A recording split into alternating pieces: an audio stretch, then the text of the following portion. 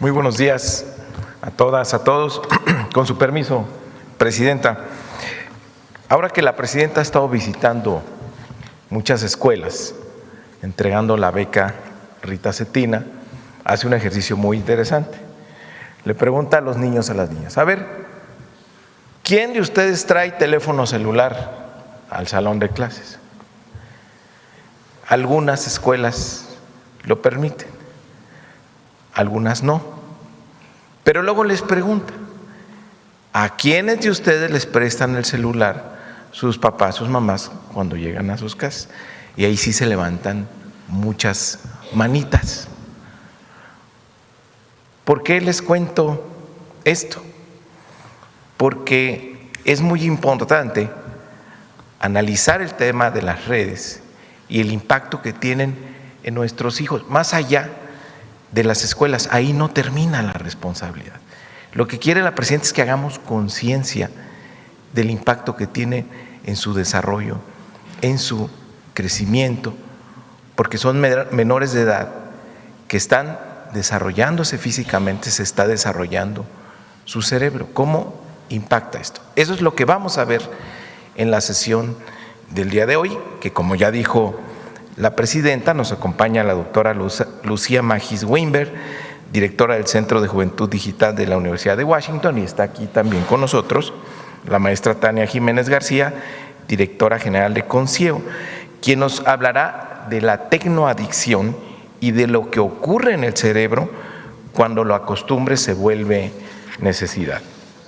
Durante mucho tiempo consideramos a los dispositivos digitales como herramientas que estaban ahí para ser utilizadas por nosotros, totalmente pasivos. Pero hoy, con los tiempos de la inteligencia artificial, nuestra relación es bastante más compleja. Mientras aprendemos a utilizarlos, los dispositivos aprenden de nosotros e intervienen en nuestros hábitos, capturan nuestra atención, modifican nuestras rutinas, conductas y comienzan a ocupar espacios que destinábamos a otras actividades. Cuando las niñas, los niños y los adolescentes, con ellos la reflexión todavía es más profunda, adquiere otra dimensión, porque no estamos hablando únicamente de hábitos que cambian, sino de hábitos que se forman mientras se está formando el cerebro, y esto será determinante para toda su vida. Por ejemplo, está comprobado que los adolescentes que checan las redes sociales son más sensibles, son más reactivos a la aprobación de los demás, de sus pares, y a veces pues están más atentos que a su propio veredicto. Porque cuando ponemos una tecnología en las manos de un adolescente, esa tecnología entra también en una etapa decisiva de su desarrollo. Por eso es fundamental que esta conversación avance acompañada de evidencia científica y que lo sepan también los papás, las mamás y los maestros. Antes de preguntarnos qué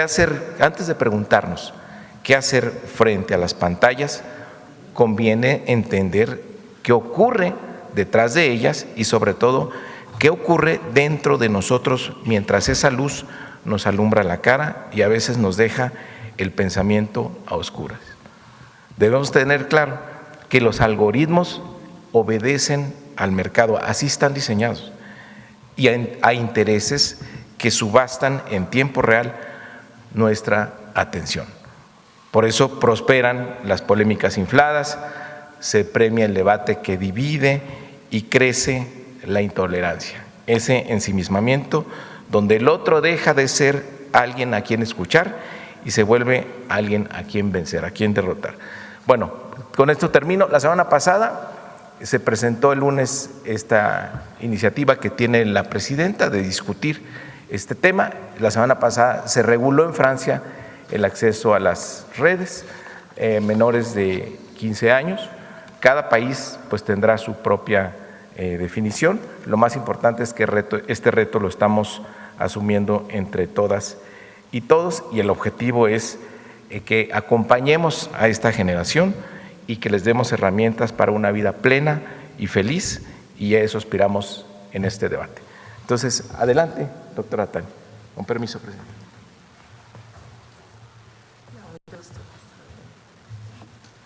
Buenos días, Presidenta. Buenos días a todas y a todos. Para continuar con este importante diálogo, a mí me corresponde hablar un poco del uso problemático de la tecnología, que es el término que se utiliza, y entender las implicaciones que esto tiene y lo que pasa en el cerebro. Porque cuando hablamos de un uso problemático ya de tecnología o, por ejemplo, un consumo de sustancias, hay un proceso en el cerebro relacionado con la dopamina, que tal vez la han escuchado hablar. La dopamina es este neurotransmisor que nos hace sentir bien, que nos genera placer. La siguiente, por favor, aquí está. Como ven en el punto número 1, esta dopamina la liberamos. Se podría decir que esa es la cantidad de dopamina que liberamos cuando realizamos diferentes actividades cotidianas como hacer ejercicio, terminar una tarea, lograr algo.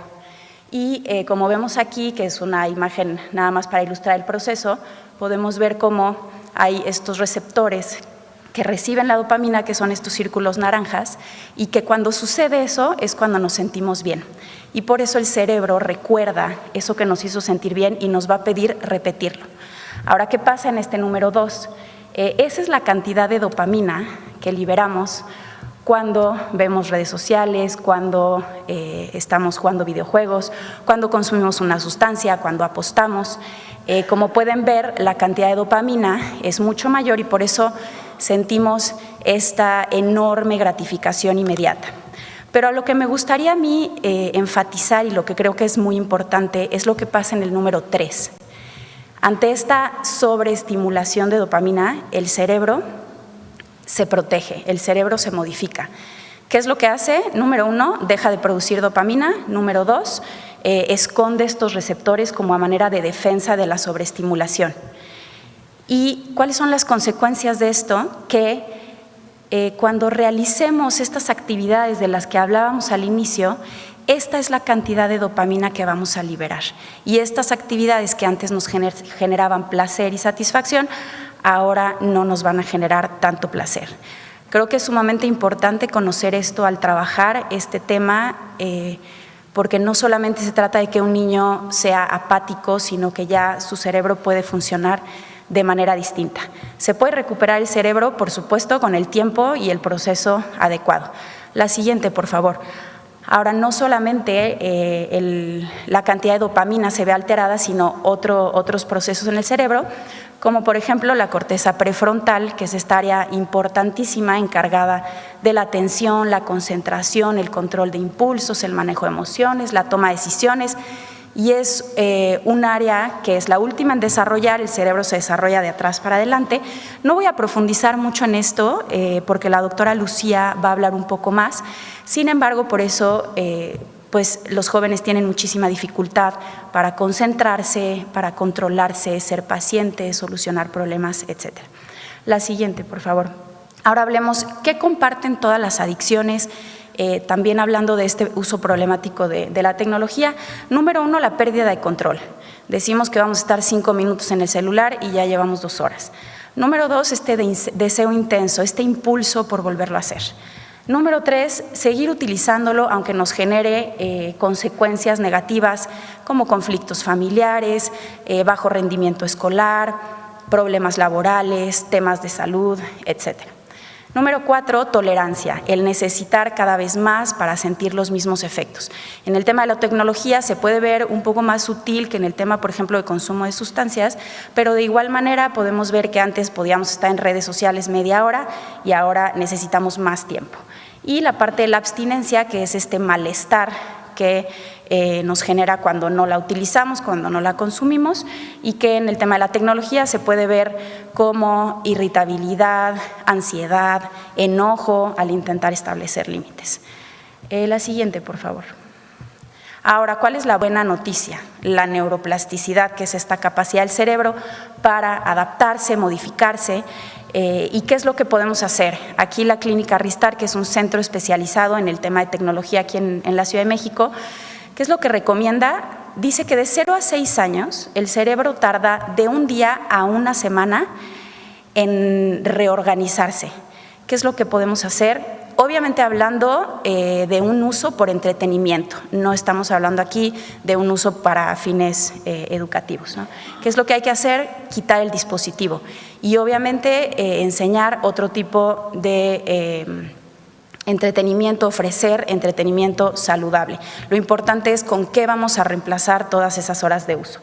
De 6 a 12 años, exactamente lo mismo, pero el cerebro tarda en reorganizarse aproximadamente un mes. Y después de los 13 años, no quitamos el dispositivo, hay una disminución gradual y si se necesita un acompañamiento terapéutico, porque han habido casos que presentan conductas de riesgo, como por ejemplo autolesión al quitar estos dispositivos. Es importante mencionar cuando hablamos de estos términos como uso problemático o como adicción, que solamente un especialista puede diagnosticarte eso y no por tener un síntoma ya vas a tener ese diagnóstico, ¿no? La siguiente, por favor. Aquí vemos una campaña que dice algunas soluciones se convierten en problemas.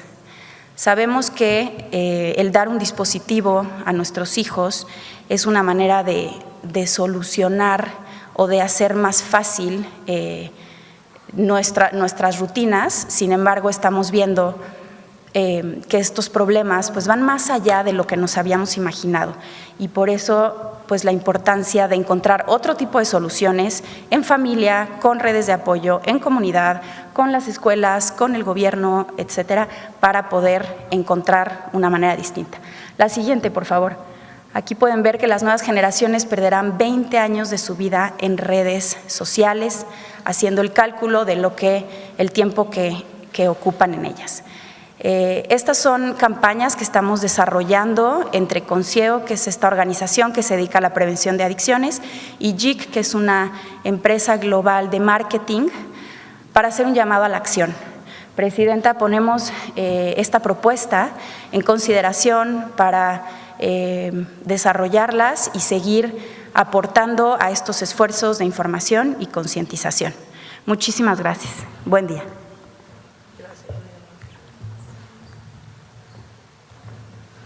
Bueno, ahora tenemos a la doctora Lucía a distancia. Buenos días.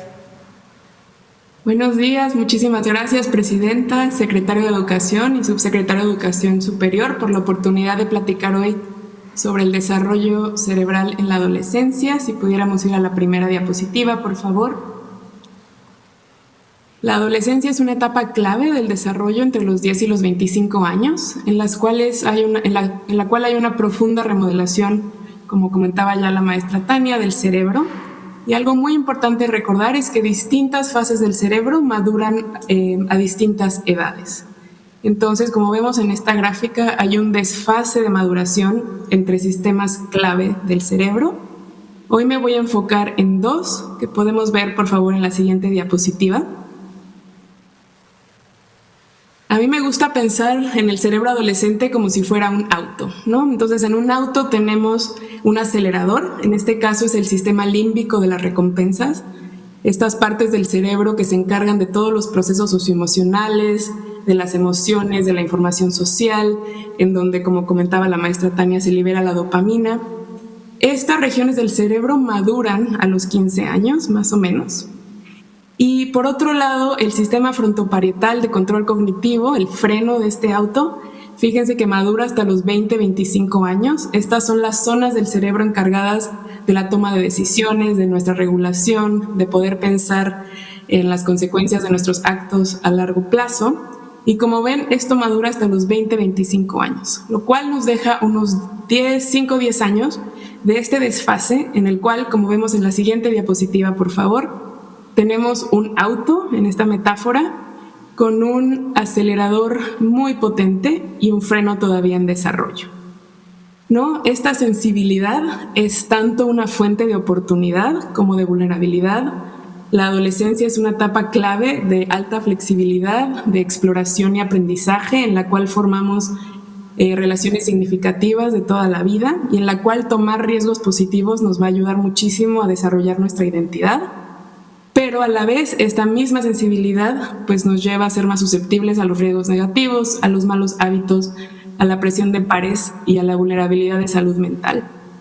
Esto ha existido siempre, desde que existimos como especie, pero por supuesto en los últimos 20, 30 años, también las infancias y adolescencias se están desarrollando en un contexto digital. En la siguiente diapositiva podemos ver cómo los aspectos del diseño de plataformas digitales, me refiero a redes sociales, videojuegos o videos, directamente activan estas regiones del cerebro, ¿no? Entonces ahí ven una imagen de un resonador funcional en el cual vemos activación de estas zonas. Vemos que un uso constante de plataformas refuerza conductas automáticas, hábitos poco saludables que, como ya comentaban, en un pequeño grupo vulnerable de adolescencia se puede convertir en adicción, nos lleva a este nuevo concepto del estrés digital. Y si vemos también en la siguiente diapositiva, por favor, las plataformas digitales también están interactuando con el freno. Ahí vemos unas imágenes cerebrales donde con mayor tiempo frente a una pantalla en la adolescencia hay un adelgazamiento de distintas zonas del cerebro. Sabemos que un uso constante de tecnología pues hace una erosión de nuestra atención. Normalmente hace 20 años podíamos pasar 2 minutos y medio frente a una pantalla haciendo una tarea, ahora pasamos 47 segundos antes de distraernos. Sabemos que más uso de pantallas nos lleva a más distracción, cambios frecuentes entre una tarea y otra, más errores, más frustración, más estrés y esfuerzo. Y además, el acceso cada vez más temprano a celulares, antes de los 12 años, pues está asociada con afecciones del desarrollo cognitivo. En la siguiente, por favor, me gustaría hablar de otros pilares claves del desarrollo en la adolescencia, ¿no? Es importantísimo poder dormir más de 9 horas al día de forma ininterrumpida, pero sabemos que la luz azul y las notificaciones retrasan y fragmentan el sueño. Todos y todas necesitamos 1 hora de actividad física al día, pero si estamos en la pantalla, pues tenemos más sedentarismo. Tenemos que comer bien, pero si estoy comiendo mientras estoy viendo mi pantalla, pues no le presto atención a mi cuerpo y a lo que necesita. Y por supuesto queremos evitar el consumo de sustancias, pero tenemos a las infancias y adolescencias en un entorno de alta publicidad dirigida que puede normalizar esta idea de consumo. Además, en la siguiente diapositiva, por favor, vemos cómo las pantallas pueden desplazar actividades clave, ¿no? La convivencia en persona se ve interrumpida por el uso frente a pantallas. Necesitamos tiempo pleno para aprender tanto lo que aprendemos en la escuela como lo que a mí me interesa y quién soy, pero la información, noticias constantes, el scroll y las notificaciones afectan nuestra atención. Y por último, la adolescencia es una etapa clave en la cual tengo que saber quién soy yo, desarrollar mi propia identidad. Y pues esto se dificulta cuando vivimos en unas experiencias donde todos los algoritmos, todo está homogeneizado, todos y todas estamos viendo lo mismo. Entonces, con esto quisiera cerrar con la siguiente diapositiva, presentar algunas recomendaciones. La adolescencia es una etapa clave, pero no van a crecer solas, necesitan guía y acompañamiento a nivel familiar, acompañamiento y no solo restricción, establecer límites y espacios de desconexión, modelar hábitos saludables en casa, que desde la escuela se pueda impulsar la convivencia y el aprendizaje presencial, promover la cultura digital saludable, la formación en ciudadanía digital, formar criterio, fortalecer a los docentes como guías y, por supuesto, a nivel de política pública y de plataformas, poder fomentar la convivencia y el aprendizaje presencial, asegurarnos de tener plataformas seguras y adecuadas para la edad y regular para proteger y educar. Muchísimas gracias por su atención.